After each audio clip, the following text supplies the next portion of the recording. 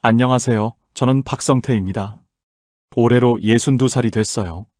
경기도 안양에 있는 중소제조업체에서 28년을 일했습니다. 자동차 부품을 가공하는 공장이었는데 대기업 협력사의 협력사, 그러니까 먹이사슬의 한참 아래쪽에 자리한 작은 공장이었어요. 거기서 저는 생산직으로 시작해 마지막에는 현장 팀장을 달고 나왔습니다. 화려한 이력이라고 할 수는 없었지만 저는 그 자리가 좋았어요. 제 손으로 깎아낸 부품이 어딘가의 자동차에 들어가 도로를 달린다는 생각, 그게 28년을 버티게 한 자부심이었거든요. 하루는 아침 5시에 시작됐습니다. 세수를 하고 된장국 한 그릇을 서서 들이켜고 공장으로 가는 첫 버스에 올랐어요. 졸다가 내리고 기계 앞에 서고 퇴근하면 8시가 훌쩍 넘어 있었습니다. 씻고 누우면 또 내일 새벽이었어요. 그렇게 하루가 한 달이 1년이 흘렀습니다.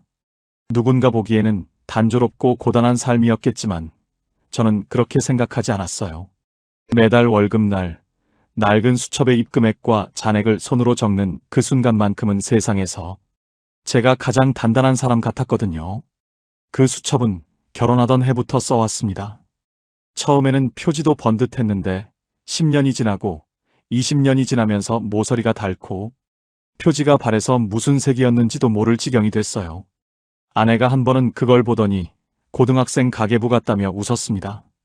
저도 웃었어요. 그래도 괜찮았습니다.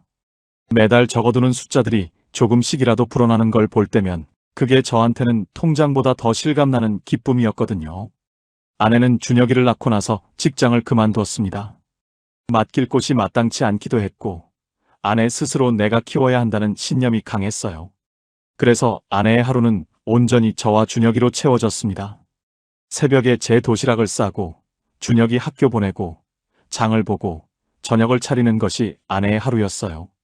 누군가는 그게 뭐가 대단하냐고 할 수 있겠지만 저는 압니다. 그 반복되는 하루하루가 얼마나 단단한 헌신인지를요. 아내가 있었기에 제가 공장에 나갈 수 있었고 준혁이가 따뜻한 밥을 먹을 수 있었습니다. 우리 부부는 화려한 삶과는 거리가 멀었어요. 제주도는 준혁이 중학교 때 딱 한 번 가봤고 외식이라 해봐야 가끔 동네 고깃집이 전부였습니다. 경조사 때 외에는 정장도 잘 꺼내 입지 않았고 아내도 백화점에는 거의 발을 들이지 않았어요. 그래도 불만은 없었습니다. 아끼면 된다고 생각했거든요. 아껴서 준혁이 학원 하나 더 보내고 허리띠 졸라매서 적금 붓고 조금 더 아껴서 전세금 올려줬어요. 그게 우리 집의 살림 방식이었습니다. 준혁이는 어릴 때부터 눈치가 빠른 아이였어요. 제가 야근하고 늦게 들어오는 날이면 현관 앞에서 기다렸고 피곤해 보이면 먼저 어깨를 주물러줬습니다. 공부도 잘했어요. 중학교 때부터 반에서 손에 꼽혔고 고등학교에 올라가서도 그 성실함은 흔들리지 않았습니다. 수능을 마치고 인서울 상위권 대학에 붙던 날 아내가 식탁에서 소리 없이 울었어요. 저도 눈물이 차오르는 걸 억지로 삼켰습니다. 28년 기름때 묻힌 손으로 쌓아온 것들이 그날 한꺼번에 빛을 발하는 것 같았어요. 오랜 친구한테 전화를 걸었습니다. 야, 우리 준혁이 서울 상위권 대학 붙었어. 그 말을 하는데 목소리가 떨렸어요. 친구가 그랬습니다. 야, 성태야, 너 이제 다 됐다. 그 말이 맞는 줄 알았어요. 의심할 이유가 없었거든요. 우리 때는 좋은 대학 나오면 길이 열렸으니까요. 배움이 짧아 평생 기름때 묻히며 산. 제 눈에는 이름 있는 대학의 졸업장이 인생의 모든 문을 단번에 열어젖히는 마패처럼 보였습니다. 내 자식만큼은 나처럼 살지 않아도 된다는 그 안도감이 힘든 새벽. 버스 안에서도 저를 버티게 한 가장 큰 힘이었어요. 대학에 들어간 준혁이는 기대 이상이었습니다. 학점이 4점이었고 경영학 외에 통계학까지 복수 전공을 이수했어요. 공모전 수상 실적도 있었고 취업 관련 자격증도 여럿이었습니다. 3학년 때는 경쟁률이 수십 대 1이라는 대기업 인턴까지 해냈어요. 저는 그 이야기를 들을 때마다 속으로 감탄했습니다. 나는 저 나이에 공장 면접을 봤는데 이 아이는 이미 다른 세계에 서 있구나 싶었거든요. 졸업식 날 저는 생전 처음으로 백화점에서 정장을 새로 맞췄습니다. 아내가 골라준 넥타이를 메고 사진을 찍었어요. 졸업가운을 입은 준혁이와 우리 부부가 나란히 선 그 사진을 아내는 액자에 넣어 거실 한복판에 걸어뒀습니다. 그날 저는 생각했어요. 이제 됐다. 28년 고생이 여기서 빛을 발하는구나. 저 사진 한 장이 내 인생의 성적표였습니다.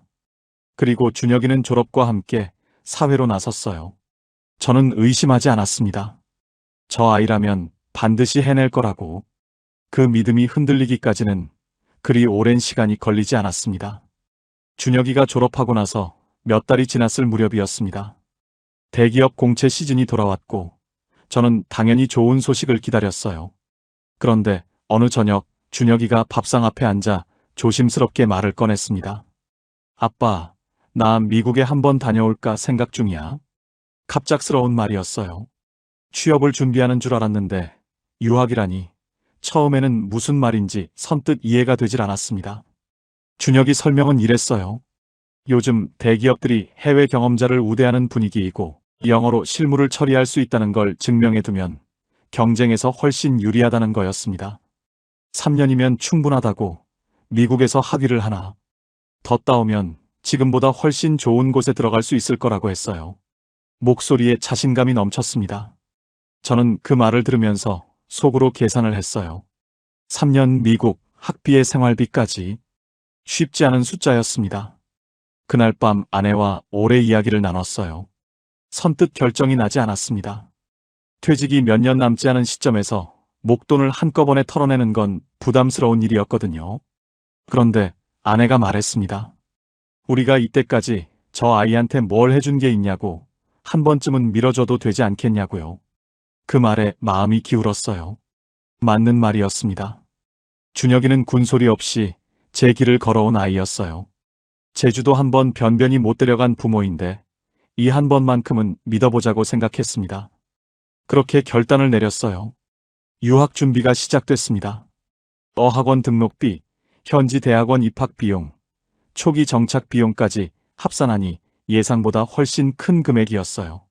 3년치 학비와 생활비를 모두 합치면 2억에 가까운 돈이 필요했습니다. 저는 그때까지 모아둔 목돈 중에서 상당 부분을 꺼내기로 했어요. 준혁이가 돌아와서 자리를 잡으면 충분히 회수할 수 있을 거라고 믿었거든요. 투자라고 생각했습니다. 지금 쓰는 돈이 나중에 몇 배로 돌아올 거라는 그 계산이 그때는 의심 없이 맞게 느껴졌어요.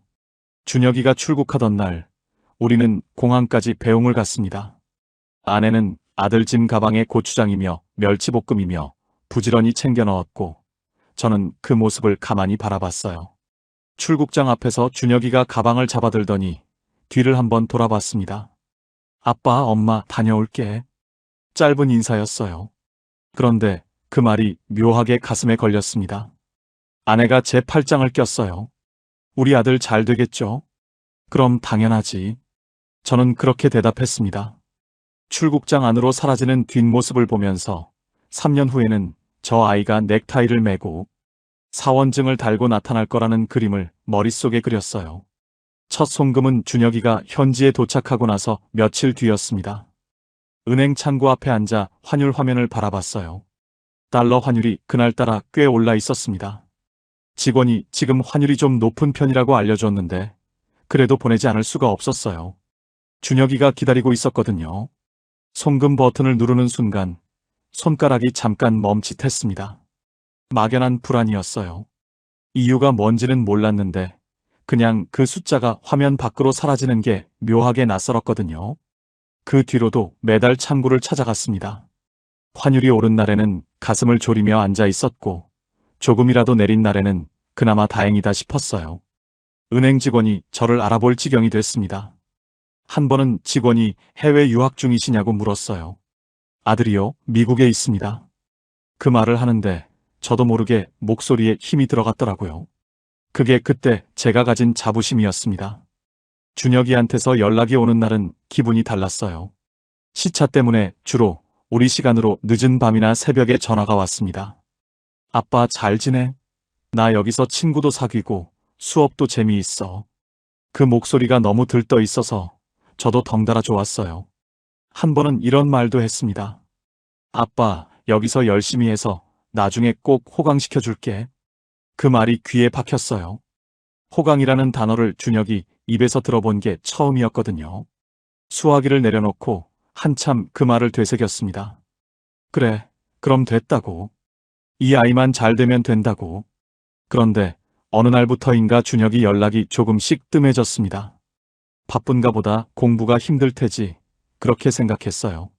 저쪽에서 먼저 연락이 없으면 제가 문자를 보냈습니다. 밥은 먹었냐고, 몸은 괜찮냐고. 답장은 왔어요. 응, 잘 지내, 걱정 마. 짧은 답장이었습니다. 그래도 잘 지낸다고 하니까 믿었어요.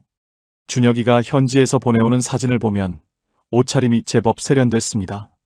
브랜드 로고가 선명한 티셔츠에 말끔한 운동화를 신고 캠퍼스 잔디밭에 앉아있는 사진이었어요. 밝게 웃고 있었습니다. 저는 그 사진을 보면서 흐뭇하면서도 한편으로는 묘한 감각이 들었어요.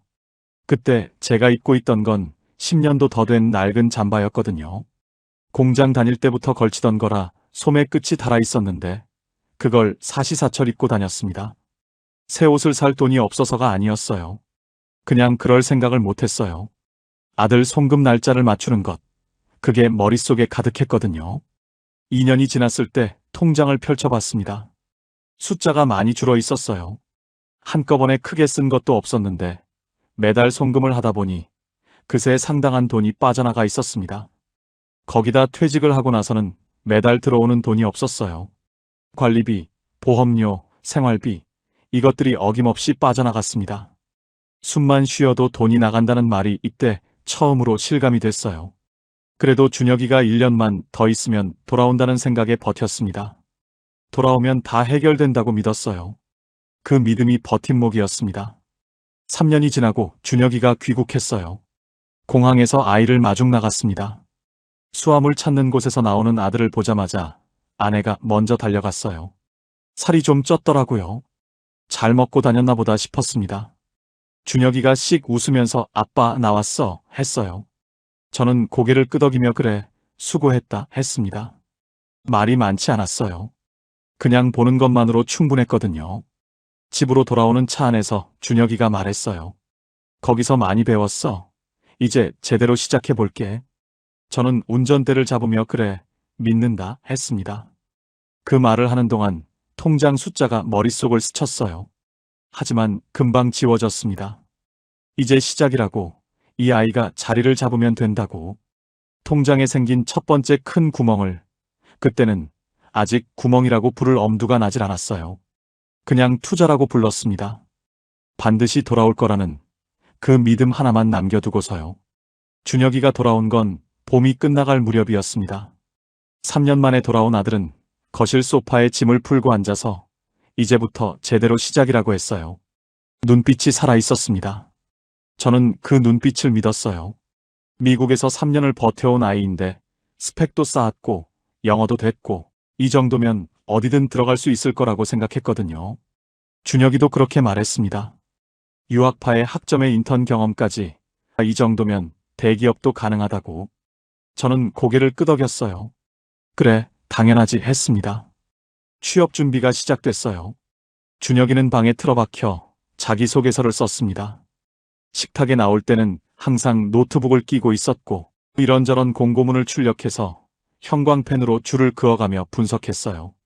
뭔가를 준비하는 모습이 대학 시절과 다를 것이 없어서 저는 그냥 기다렸습니다. 첫 술에 배부르겠냐고, 시간이 좀 걸리는 거라고 생각했어요. 그러던 어느 저녁이었습니다. 준혁이가 밥을 먹다가 조용히 말했어요. 아빠, 나 또 떨어졌어. 처음 탈락 소식이었습니다. 저는 별일 아닌 듯 받아쳤어요. 다음에 또 넣으면 되지 했습니다. 준혁이는 고개를 끄덕였지만 표정이 풀리지 않았어요. 그때는 몰랐습니다. 그 탈락이 길고 긴 여정의 시작이었다는 걸요. 탈락이 쌓이기 시작했어요. 5번, 10번, 20번. 대기업 서류 전형에서 걸러지는 일이 반복됐고 간신히 서류를 통과하면 면접에서 막혔습니다. 메일 함에는 비슷한 내용이 쌓여갔어요. 귀하의 역량은 훌륭하나 아쉽게도 이번 전형에서는 라고 시작하는 그 문장들이요. 준혁이가 한 번은 그 메일을 화면에 띄워놓고 한참 바라보다가 노트북을 덮는 걸 봤습니다. 저는 못 본 척 지나쳤어요. 그 아이 앞에서 뭔가 말을 하면 오히려 무너질 것 같아서요. 큰 맘을 먹고 면접용 정장을 맞춰줬습니다. 백화점에 가서 아내와 함께 골랐어요. 어깨선이 맞는지, 바지 기장은 괜찮은지 아내가 꼼꼼하게 살폈습니다. 준혁이가 그 정장을 입고 거울 앞에 서던 날 아내가 우리 아들 이제 어디 내놔도 되겠다며 환하게 웃었어요. 저도 그랬습니다. 그런데 그 정장이 시간이 지나면서 점점 옷걸이에만 걸려 있게 됐어요. 처음에는 면접 때마다 꺼내 입더니 탈락이 이어지면서 꺼내는 횟수가 줄었습니다. 어느 날 방을 들여다봤더니 정장 어깨 위에 얇은 먼지가 앉아 있었어요. 그걸 보면서 저는 아무 말도 못했습니다. 그냥 방문을 닫았어요. 귀국하고 1년이 조금 넘었을 무렵이었습니다. 준혁이가 저녁 식사를 마치고 자리를 뜨지 않았어요. 뭔가 말을 하려는 것 같아서 저도 기다렸습니다. 아내도 눈치를 챘는지 설거지를 미루고 식탁에 앉아 있었어요. 한참 후에 준혁이가 입을 열었습니다. 아빠, 나 공무원 시험 준비해 보려고. 예상 못한 말이었어요. 대기업이 안 되면 중견기업이나 외국계를 알아볼 줄 알았거든요. 공무원이라는 단어가 선뜻 머릿속에서 정리가 안 됐습니다. 준혁이가 설명했어요. 요즘 취업 시장이 너무 좁고 공기업이나 공무원 쪽이 안정적이며 자기 전공을 살릴 수 있는 행정직 라인으로 가면 승산이 있다고 했습니다. 1년이면 충분하다고도 했어요. 저는 준혁이를 바라봤습니다. 유학까지 다녀온 아이가 공무원 시험을 준비한다는 게 솔직히 마음에 걸렸어요. 하지만 취업 시장이 어렵다는 건 뉴스에서도 많이 봤고 준혁이가 이렇게 말을 꺼낸 데는 그만한 이유가 있을 거라고 생각했습니다. 아내가 먼저 말했어요. 그래, 한번 해봐 했습니다. 저도 그 말에 얹혀서 고개를 끄덕였어요. 이번이 마지막이라고 한 번만 더 믿어보자고 속으로 다짐했습니다. 준혁이는 노량진으로 다녔어요. 학원 등록을 하고 매일 아침 일찍 나가서 밤늦게 들어왔습니다. 처음 몇 달은 표정이 나쁘지 않았어요.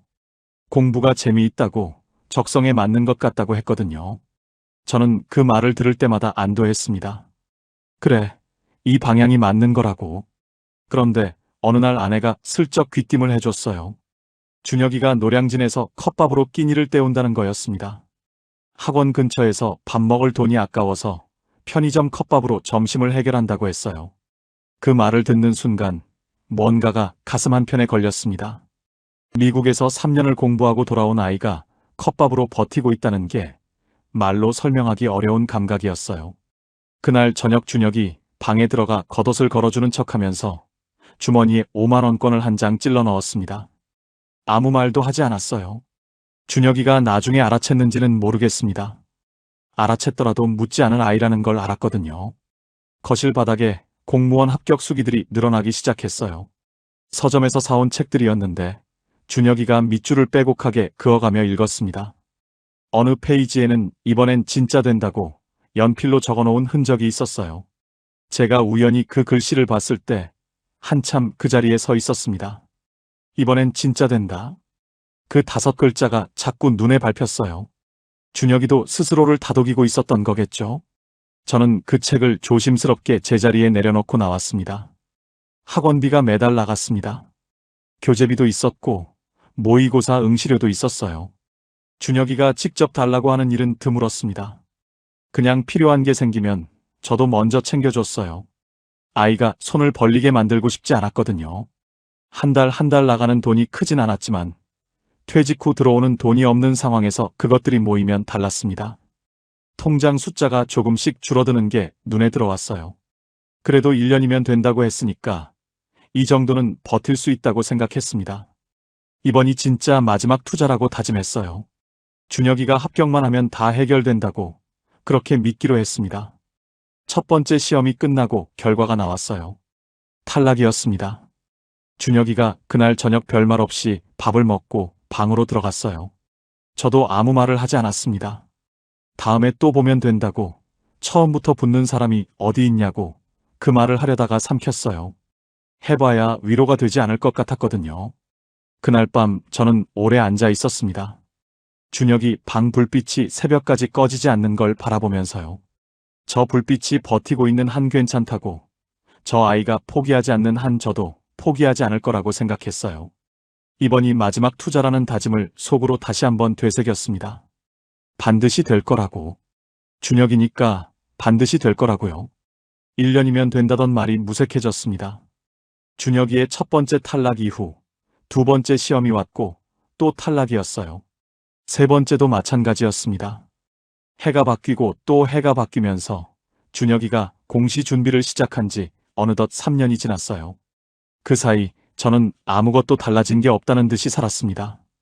매달 학원비를 챙겨줬고, 교재가 바뀌면 새 책을 사줬고, 준혁이가 피곤해 보이는 날이면 보양식을 사다 방 앞에 놓았어요.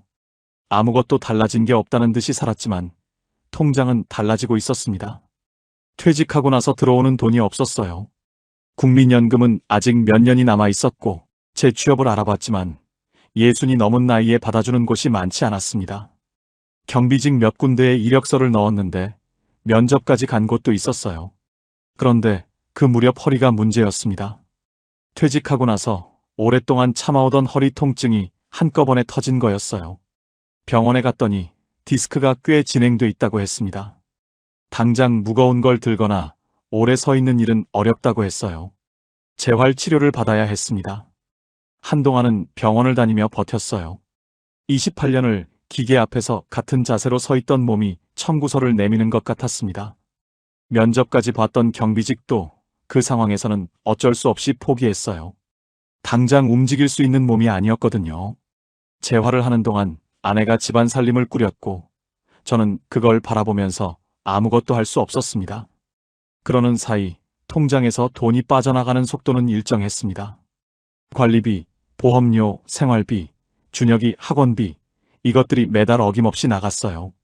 들어오는 건 없고 나가는 건 있으니 숫자는 한 방향으로만 움직였습니다. 그 방향이 어디인지는 굳이 말하지 않아도 아실 거예요. 아내가 편의점 일을 시작한 건 준혁이가 공시를 시작하고 2년쯤 됐을 때였습니다. 어느 날 저녁 아내가 조심스럽게 꺼냈어요. 집 앞 편의점에서 야간 자리가 났는데 한번 해볼까 한다고요. 저는 처음에 말렸습니다. 당신이 뭘 그런 걸 해. 내가 어떻게든 알아볼 테니까 좀 기다려봐 했어요. 그런데 아내가 그러더군요. 가만히 있으면 더 불안하다고, 뭐라도 해야 마음이 편하다고요. 그 말을 듣고 더 이상 말리지 못했습니다. 아내 눈빛이 이미 결심을 굳힌 뒤였거든요. 아내가 나가는 시간은 밤 10시부터 새벽 4시까지였어요. 야간 파트타임이었습니다. 첫날 나가기 전에 아내가 편한 운동화를 신고 앞치마를 챙겼어요. 나갈게 하고 현관문을 닫는 뒷모습을 보면서 저는 소파에 앉아 한동안 그 문만 바라봤습니다. 평생 살림을 하던 사람이 허리가 좋지 않은 걸, 제가 누구보다 잘 아는 사람이 한밤중에 편의점 앞치마를 두르고 나간다는 게 말로 설명이 안 되는 감각이었어요. 뭐라고 한마디 해야 할 것 같은데 말이 나오지 않았습니다. 아내가 일을 시작하고 나서 집에 파스 냄새가 배기 시작했어요. 퇴근하고 들어온 아내가 허리를 손으로 짚으며 소파에 앉는 날이 늘었습니다. 그 모습을 보면 저도 모르게 욕실 선반에서 파스를 꺼내 들었어요. 아내 등에 파스를 붙여주는 일이 새벽 루틴이 됐습니다. 차가운 파스를 등에 얹으면 아내가 잠깐 움츠러들었다가 이내 괜찮다고 했어요. 화한 냄새가 방 안에 퍼졌습니다. 그 냄새를 맡을 때마다 뭔가 말을 해야 할 것 같았는데 막상 입이 열리지 않았어요. 미안하다는 말을 해야 하는 건지, 고맙다는 말을 해야 하는 건지, 어떤 말도 그 자리에서는 맞지 않는 것 같았습니다.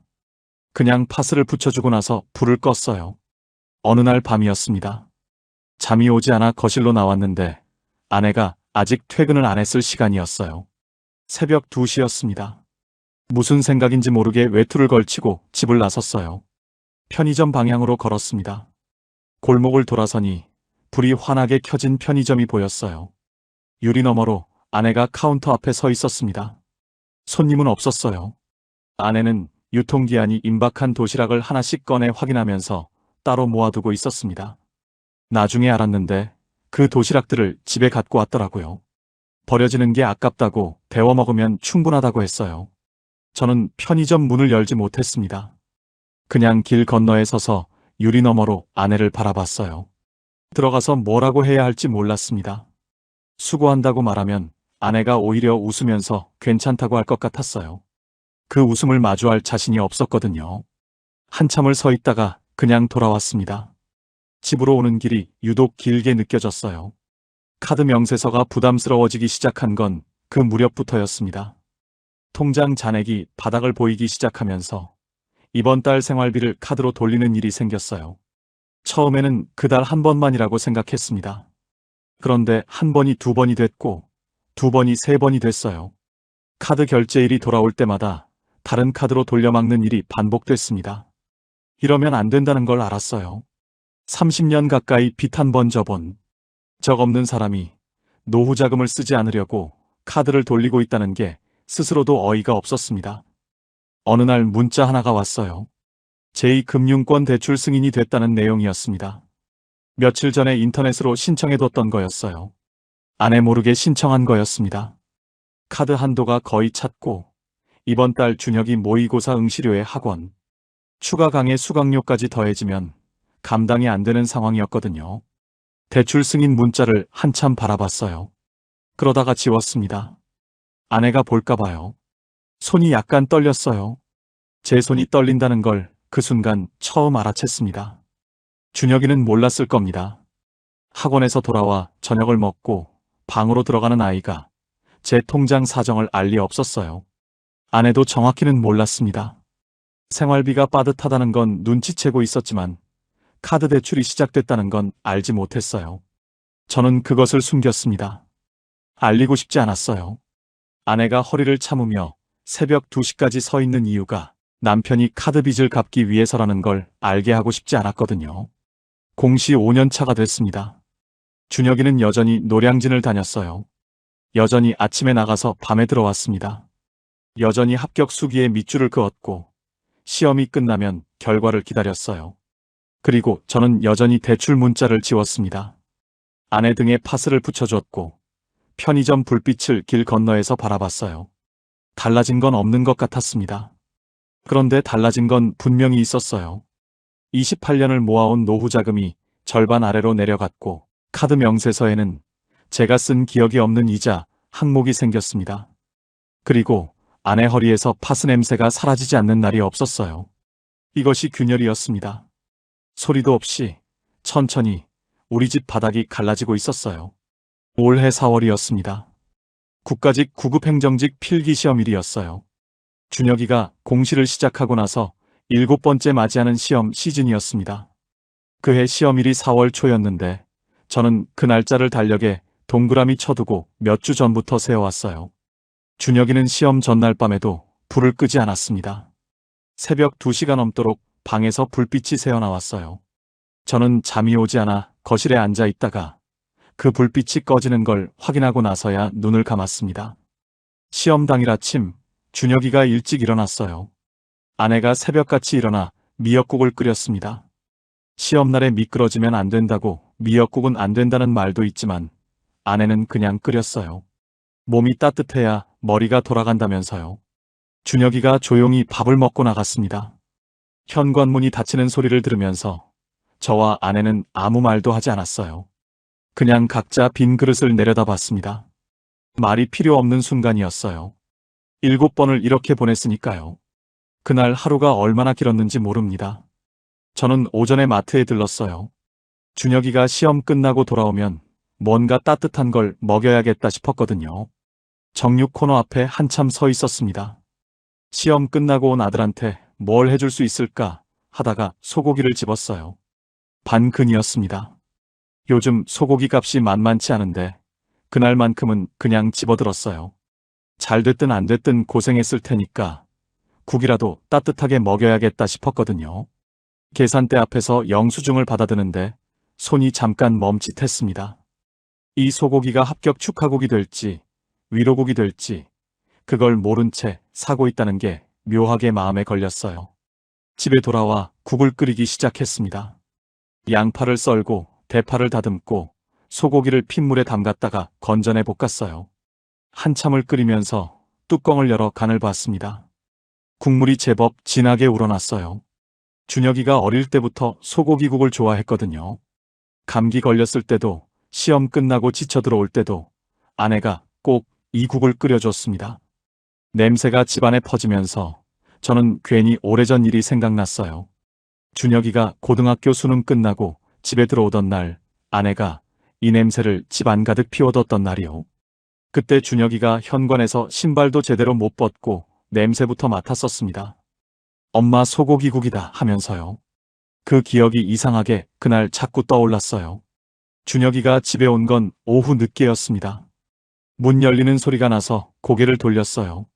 표정이 보이지 않았습니다. 신발을 벗고 들어오는데 눈을 마주치지 않았어요. 저는 아무 말도 하지 않았습니다.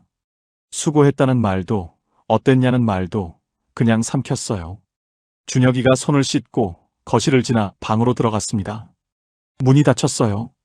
저는 부엌에 서서 국소 뚜껑을 열었다 닫았다 했습니다.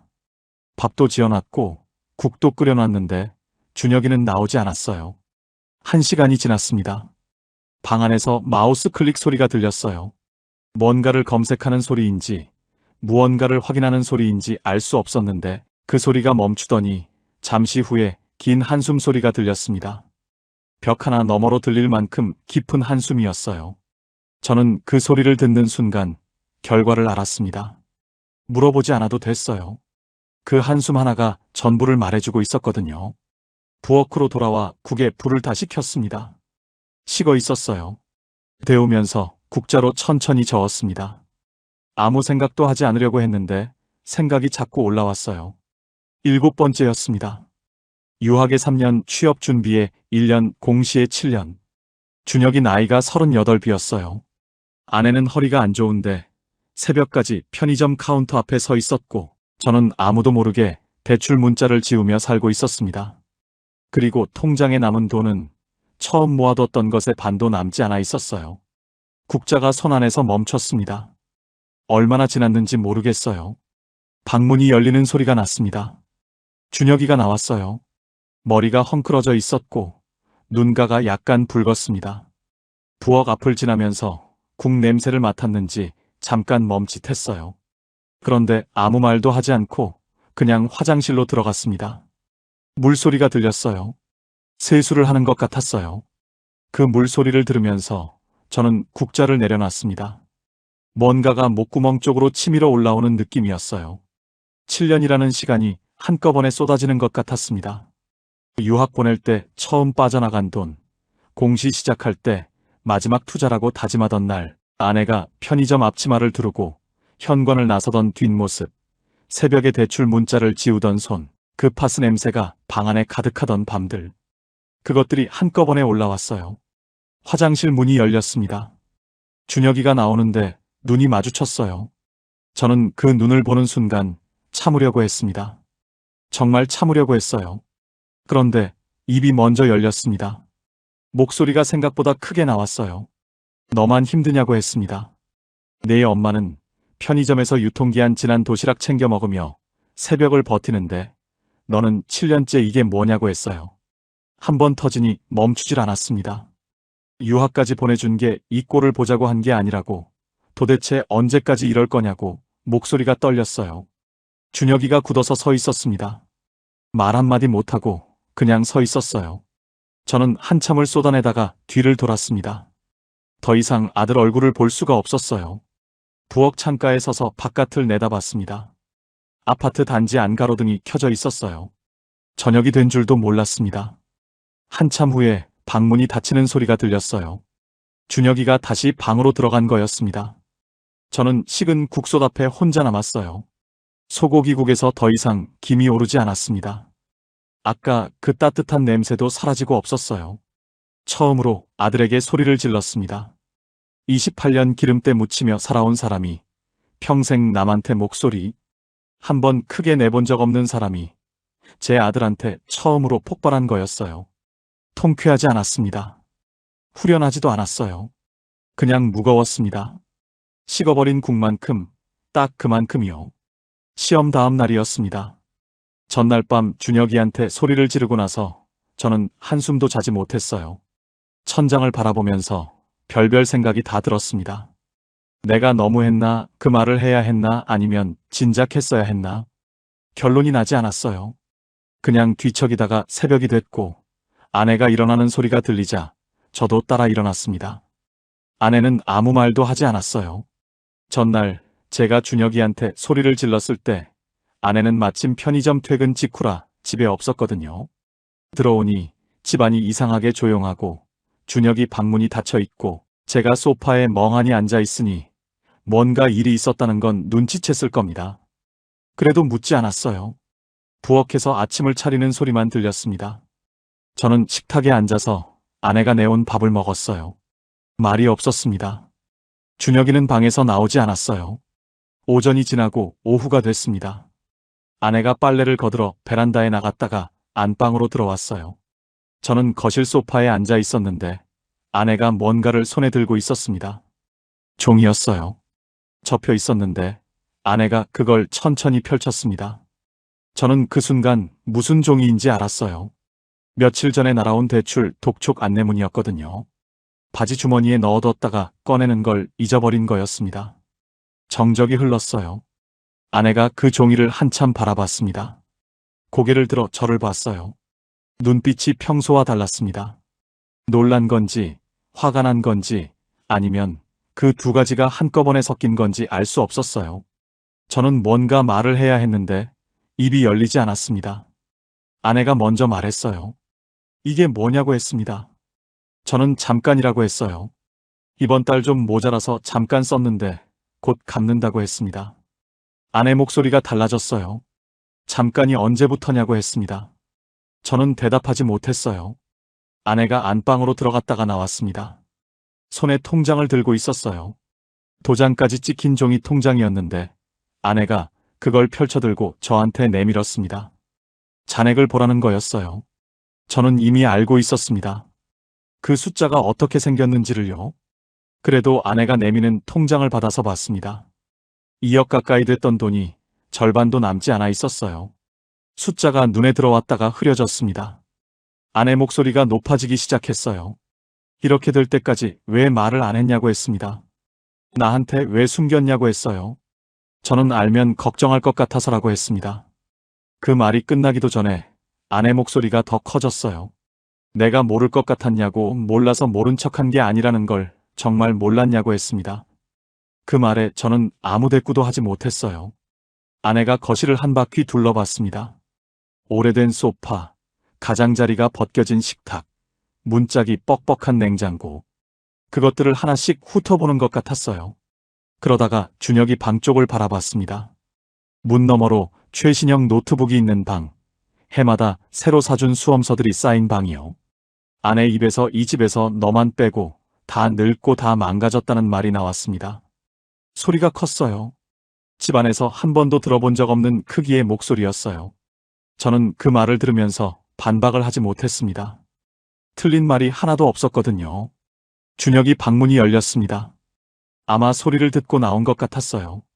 준혁이가 거실로 나오다가 멈췄습니다. 아내가 통장을 들고 서 있고 제가 소파에 굳어 있으니 상황을 파악하는데 오래 걸리지 않았을 거예요. 준혁이가 엄마 하고 불렀습니다. 아내가 돌아봤어요. 두 사람이 서로를 바라보는데 저는 그 사이에서 아무것도 할 수 없었습니다. 아내가 준혁이를 향해 말했어요. 내 학원비가 어디서 나온 줄 아냐고, 내 교재비가 어디서 나온 줄 아냐고 했습니다. 준혁이가 아무 말도 못했어요. 아내 눈에 눈물이 고였습니다. 소리를 지르면서 우는 게 아니었어요. 그냥 조용히 눈물이 흘렀습니다. 그게 더 무거웠어요. 목이 터져라 소리를 지르는 것보다 저렇게 말없이 눈물이 흐르는 게 훨씬 더 가슴을 짓눌렀습니다. 저는 그 자리에서 일어나지 못했어요. 아내가 방으로 들어갔습니다. 문을 닫았어요. 세게 닫은 건 아니었는데 그 소리가 굉장히 크게 들렸습니다. 거실에 저와 준혁이만 남았어요. 준혁이가 바닥을 내려다보다가 저를 봤습니다. 아빠 하고 불렀어요. 저는 손을 들어 말을 막았습니다. 지금은 아무 말도 듣고 싶지 않았어요. 준혁이가 다시 방으로 들어갔습니다. 거실에 혼자 남았어요. 통장이 소파 위에 놓여 있었습니다. 펼쳐진 채로요. 저는 그 통장을 집어들었어요. 28년이었습니다. 새벽 5시 버스, 기름 냄새, 낡은 수첩에 손으로 적어온 숫자들, 제주도 한번 변변히 못 간 세월, 백화점 한번 제대로 가본 적 없는 아내. 이 모든 것들이 이 통장 하나에 담겨 있었어요. 그리고 그것이 지금 이 숫자로 남아 있었습니다. 소파 등받이에 기댔습니다. 천장을 올려다 봤어요. 집안이 조용했습니다. 방에서는 아무 소리도 나지 않았어요. 아내 방도, 준혁이 방도 다 조용했습니다. 이렇게 조용한 적이 없었어요. 그런데 이 조용함이 평화로운 조용함이 아니었습니다. 무언가가 한꺼번에 무너지고 난 뒤에 남는 그런 조용함이었어요. 저는 그날 밤 내내 소파에 앉아 있었습니다. 자리를 옮기지 않았어요. 자정이 넘어서 아내 방에서 불이 꺼졌습니다. 준혁이 방불도 꺼졌어요. 저만 불을 켜놓고 앉아 있었습니다. 통장을 손에 쥔 채로요. 28년을 한 방향으로만 살아온 사람이 무너지는 데는 하룻밤이면 충분했습니다. 아니, 사실은 무너진 게 어제 오늘 일이 아니었어요. 그냥 그날 밤에야 처음으로 그게 눈에 보인 것뿐이었습니다. 소리 없이 오랫동안 이미 다 무너져 있었어요. 밤이 깊어도 잠이 오지 않았습니다. 소파에 앉아 통장을 손에 쥔 채로 시간이 흘렀어요. 아내 방 불은 꺼진 지 오래됐고 준혁이 방도 조용했습니다. 집안이 숨소리조차 들리지 않을 것처럼 고요했어요. 그런데 그 고요함 속에서 준혁이 방 문이 열렸습니다. 삐걱 소리가 유난히 크게 들렸어요. 준혁이가 나왔습니다. 거실 불빛 아래 서는데 얼굴이 좋지 않았어요. 눈이 벌개져 있었고 머리카락이 헝클어진 채였습니다. 뭔가를 손에 들고 있었는데 가까이서 보니 문제집이었어요. 낡은 문제집이었습니다. 표지가 눌려있고 모서리가 달아있었는데 준혁이가 그걸 소파 위 제 옆에 내려놨어요. 저는 그 문제집을 집어들었습니다. 표지 안쪽에 날짜가 적혀 있었어요. 3년 전 날짜였습니다. 페이지를 넘겨봤어요. 앞부분에는 빽빽하게 필기가 돼 있었는데 어느 페이지부터인가 아무것도 없었습니다. 그냥 백지였어요. 공백이 시작되는 그 페이지에 날짜가 하나 적혀 있었어요. 3년 전 날짜로 멈춰 있었습니다. 저는 준혁이를 봤어요. 준혁이가 제 맞은편 바닥에 앉았습니다. 소파가 아니라 바닥에요.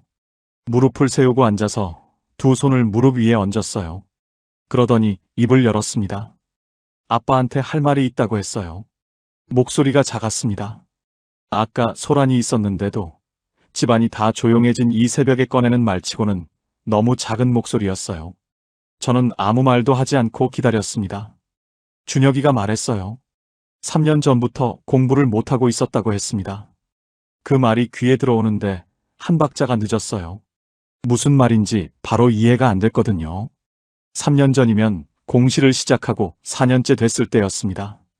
그때부터 공부를 못했다는 게 무슨 말인지 물으려다가 준혁이가 계속 말을 이어서 그냥 듣기로 했어요. 책을 펴면 숨이 막혔다고 했습니다. 처음에는 슬럼프려니 했는데 한 달이 지나고 두 달이 지나도 나아지지 않았다고 했어요. 어느 순간부터는 문제집을 펼치는 것 자체가 겁이 났다고 했습니다. 억지로 앉아서 펼쳐놓으면 글자가 눈에 들어오지 않았고 억지로 읽으려 하면 속이 울렁거렸다고 했어요. 병원을 가야 하나 싶었는데 병원에 간다는 말을 꺼내는 순간 아버지 얼굴이 먼저 떠올랐다고 했습니다. 유학까지 보내준 아버지, 한마디 불평 없이 학원비를 대준 아버지, 그 아버지한테 못하겠다는 말을 어떻게 꺼내냐고 했어요. 그 말을 듣는 순간 저는 손에 들고 있던 문제집을 소파 위에 내려놨습니다. 준혁이가 시험장 이야기를 했어요. 이번 시험만이 아니었다고 했습니다. 지난 3년 동안 시험장에 들어가서 답안지에 이름을 적고 나면 그 다음부터는 아무것도 할 수가 없었다고 했어요. 시험지를 펼쳐도 문제가 읽히지 않았고 읽히더라도 답이 떠오르지 않았다고 했습니다. 그냥 창밖을 봤다고 했어요. 시험 시간 내내 창밖을 보다가 종료 소리가 나면 답안지를 냈다고 했습니다.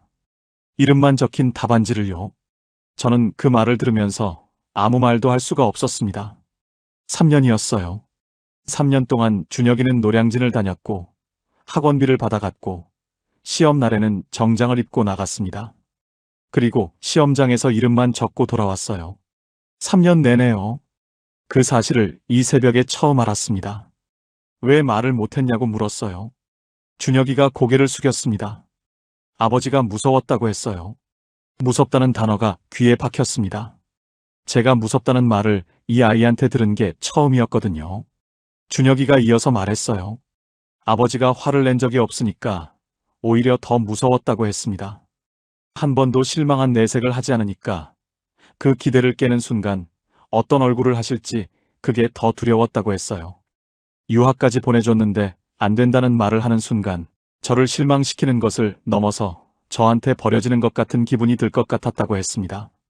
그래서 말을 못했다고 했어요. 시험장에 앉아만 있다가 돌아오는 걸 반복했다고 했습니다. 저는 한참 동안 아무 말도 하지 못했어요. 준혁이가 바닥에 앉아서 무릎을 끌어안았습니다. 38살이었어요. 그 나이에 바닥에 앉아서 무릎을 끌어안고 있는 모습이 어릴 때 혼날까봐 이불 속에 숨던 그 아이랑 겹쳐 보였습니다. 그 모습을 보는데 목이 막혔어요. 저는 이제껏 살아오면서 아들한테 기대를 표현한 적이 없다고 생각했습니다. 그냥 믿는다고만 했어요. 잘 될 거라고만 했습니다. 그게 부담이 될 거라는 생각을 한 번도 해본 적이 없었어요. 말로 하지 않으면 기대가 아닌 줄 알았던 겁니다. 그런데 그게 아니었어요. 말로 하지 않는 기대가 오히려 더 무겁게 아이를 짓누르고 있었습니다. 제가 한마디 불평 없이 학원비를 챙겨줄 때마다 준혁이는 그 돈의 무게를 가슴에 쌓았던 거예요. 말없이 5만원권을 주머니에 찔러 넣어줄 때마다 그 지폐 한 장이 준혁이한테는 빚이 됐던 겁니다. 아내 방에서 소리가 들렸어요. 아내가 깨어 있었던 것 같았습니다. 문이 열리더니 아내가 거실로 나왔어요. 준혁이와 저를 번갈아 봤습니다. 상황을 파악했는지 아무 말도 하지 않고 소파 옆에 앉았어요. 그냥 그 자리에 있어줬습니다. 준혁이가 고개를 들었어요. 눈이 많이 붉어져 있었습니다. 미안하다고 했어요. 아빠한테도 엄마한테도 정말 미안하다고 했습니다. 그 말이 나오는데 목소리가 흔들렸어요. 저는 미안하다는 말을 받아야 할지 아니면 내가 먼저 미안하다고 해야 할지 알 수 없었습니다. 한참 있다가 입을 열었어요. 왜 진작 말하지 않았냐고 했습니다. 준혁이가 고개를 저었어요. 말할 수가 없었다고 했습니다. 아버지가 포기하는 걸 싫어하는 사람인 줄 알았다고요. 그 말이 가슴에 박혔습니다. 포기하는 걸 싫어하는 사람. 제가 그런 사람이었나요? 저는 모르겠습니다. 다만 28년을 새벽 버스에 몸을 싣고 한 방향으로만 걸어온 사람이 아들에게는 그 삶 자체가 하나의 압박이었을 수도 있겠다는 생각은 들었어요. 내가 버텨왔다는 사실이 내가 무너지면 안 된다는 무언의 메시지였을 수 있다는 걸 그날 새벽에야 처음 알았습니다. 여러분, 자식이 힘들다는 말을 못하는 데는 이유가 있습니다. 부모가 너무 열심히 살아온 걸 알기 때문이에요. 그 열심이 때로는 아이한테 가장 무거운 짐이 된다는 걸 저는 그날 밤 38살 아들이 바닥에 무릎을 끌어안고 앉아있는 모습을 보고서야 알았습니다. 준혁이가 한참 후에 말했어요. 이제는 제대로 말하고 싶었다고 했습니다. 더 이상 이렇게는 못하겠다고, 공시는 그만하고 싶다고 했어요. 목소리가 작았지만 흔들리지 않았습니다. 저는 그 목소리를 들으면서 고개를 끄덕였어요. 말이 나오지 않았거든요. 고개를 끄덕이는 것밖에 할 수 없었습니다. 준혁이 고백이 끝나고 나서도 한참 동안 아무도 말을 하지 않았습니다. 거실에 셋이 있었는데 세 사람 다 각자 다른 방향을 바라보고 있었어요. 준혁이는 바닥에 앉아 무릎을 내려다봤고 아내는 소파 끝에 앉아 손을 무릎 위에 얹고 있었고 저는 통장을 손에 쥔 채 그냥 앉아 있었습니다. 시계 소리만 들렸어요. 벽시계가 새벽 1시를 넘기고 있었습니다. 아내가 먼저 일어났어요. 부엌으로 가더니 냄비에 불을 올렸습니다. 식어버린 소고기국을 데우는 거였어요. 아무 말도 하지 않고 그냥 데웠습니다. 국이 끓기 시작하자 밥을 퍼서 그릇에 담았어요. 그리고 조용히 식탁으로 가져왔습니다. 국그릇 2개였어요. 저와 준혁이 앞에 하나씩 놓아줬습니다. 아내는 그걸 놓고 나서 다시 방으로 들어갔어요. 말이 없었습니다. 그 말 없음이 어떤 배려인지 저는 알았어요. 준혁이가 자리에서 일어나 식탁으로 왔습니다. 저도 따라 앉았어요. 마주 앉은 게 어색했습니다. 밥상에서 부자가 마주 앉는 게 이렇게 낯선 일이었나 싶었어요. 항상 같은 방향을 보며 나란히 앉았는데 이렇게 서로 얼굴을 마주하고 앉은 건 오랜만이었습니다. 냉장고에서 소주를 꺼냈어요. 준혁이 앞에 잔을 하나 놓고 제 앞에도 하나 놓았습니다. 소주를 따랐어요. 말은 하지 않았습니다. 준혁이가 잔을 들었고 저도 들었어요. 건배를 한 것도 아니었습니다. 그냥 각자 한 모금 마셨어요. 소주가 목을 타고 내려가는데 차갑지도 뜨겁지도 않았습니다. 그냥 아렸어요. 식은 국에 밥을 말아 숟가락으로 떴습니다. 오후에 끓였던 소고기국이었는데 데웠는데도 온기가 충분하지 않았어요. 그래도 먹었습니다. 준혁이도 천천히 먹었어요. 말이 없었지만 불편하지 않았습니다. 이상하게도 그 침묵이 편했어요. 오히려 무슨 말을 하려고 하면 그게 더 어색할 것 같았거든요. 소주를 한 잔 더 따랐습니다. 준혁이 잔에 먼저 따라줬어요. 준혁이가 잔을 받으면서 고맙다고 했습니다. 낮은 목소리였어요. 저는 고개를 끄덕였습니다. 준혁이가 국그릇을 내려놓더니 손으로 눈가를 닦았어요. 소매로 쓱 닦는 거였는데 그러고 나서도 눈이 촉촉했습니다. 그러다가 결국 소리 없이 울었어요. 어깨가 조금씩 흔들렸습니다. 38살이었어요. 40이 다 된 아들이 식탁에 앉아 소매로 눈물을 닦고 있었습니다. 저는 그 모습을 보면서 숟가락을 내려놨어요. 뭔가 말을 해야 할 것 같은데 어떤 말도 지금 이 자리에서 맞는 말이 아닐 것 같았습니다. 그냥 자리에서 일어났어요. 준혁이 옆으로 가서 어깨에 손을 얹었습니다. 꽉 쥔 게 아니었어요. 그냥 얹었습니다.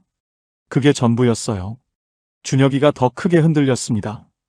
얼마나 그렇게 있었는지 모릅니다. 준혁이가 진정되고 나서 저는 제 자리로 돌아왔어요. 소주잔을 들었습니다. 한 모금 마시면서 준혁이를 봤어요. 눈이 많이 부었지만 표정이 조금 달라져 있었습니다. 뭔가 오랫동안 붙들고 있던 걸 내려놓은 사람의 얼굴이었어요. 저는 그 얼굴을 보면서 한 가지를 말했습니다. 앞으로 어떻게 할 거냐고요. 준혁이가 잠깐 생각하다가 말했어요. 아는 형이 인테리어 필름 시공 일을 하는데 거기서 배워보고 싶다고 했습니다. 몸으로 하는 일이지만 기술을 익히면 나중에 독립도 할 수 있고 당장 수입도 생긴다고 했어요.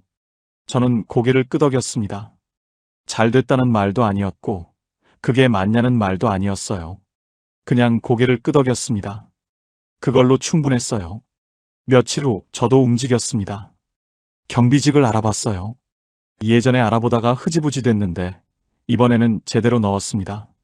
집에서 버스로 새 정거장 거리에 있는 아파트 단지였어요. 면접은 짧았습니다. 관리소장이 몇 가지를 물어보고는 다음 주부터 나올 수 있냐고 했어요. 할 수 있다고 했습니다. 경비복이 배달됐습니다. 박스를 열고 꺼내 입어봤어요. 거울 앞에 섰습니다. 28년 동안 작업복을 입어온 사람이 경비복을 입으니 낯설면서도 어딘가 비슷한 느낌이었어요. 소매를 정리하고 있는데 뒤에서 기척이 났습니다. 돌아보니 준혁이었어요. 손에 구두약과 소를 들고 있었습니다. 현관 앞에 놓인 제 구두를 집어들더니 아무 말 없이 닦기 시작했어요. 저는 그 모습을 거울로 바라봤습니다. 뭐라고 말을 해야 할지 몰라서 그냥 다시 매무새를 다듬었어요. 소매 끝을 한 번 더 잡아당겼습니다. 그걸로 됐어요. 준혁이가 현장 일을 시작한 날 아침이었습니다. 새벽 5시였어요. 욕실에서 물소리가 들렸습니다. 저는 그 소리에 눈이 떠졌어요. 준혁이가 씻는 소리였습니다. 공시를 준비하던 내내 늦게 일어나던 아이가 새벽 5시에 일어나 씻고 있었어요. 저는 이불 속에서 그 소리를 들으면서 잠시 그냥 누워 있었습니다.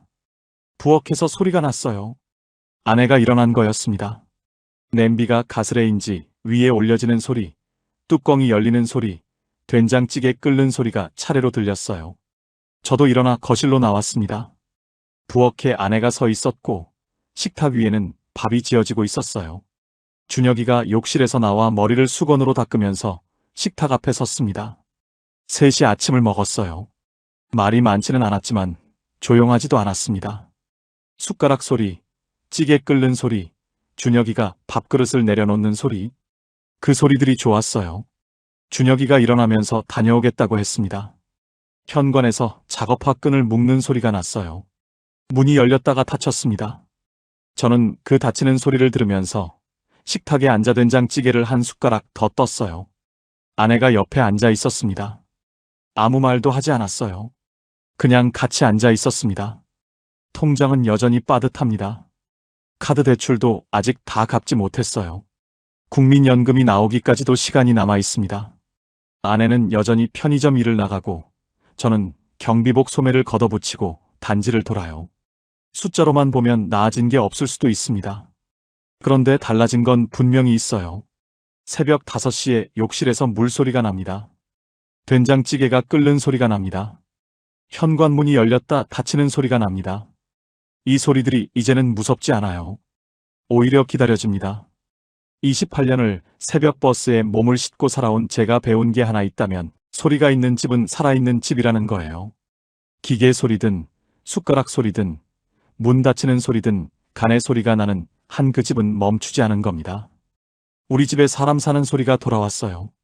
통장은 비었지만 그것만으로도 지금 저는 충분합니다. 아들이 제 곁으로 돌아온 것 같았거든요. 먼 데서 돌아온 게 아니었어요. 같은 집에 살면서도 멀었던 아이가 새벽 5시 물소리 하나로 비로소 가까워진 겁니다. 그걸로 됐습니다. 그걸로 충분해요.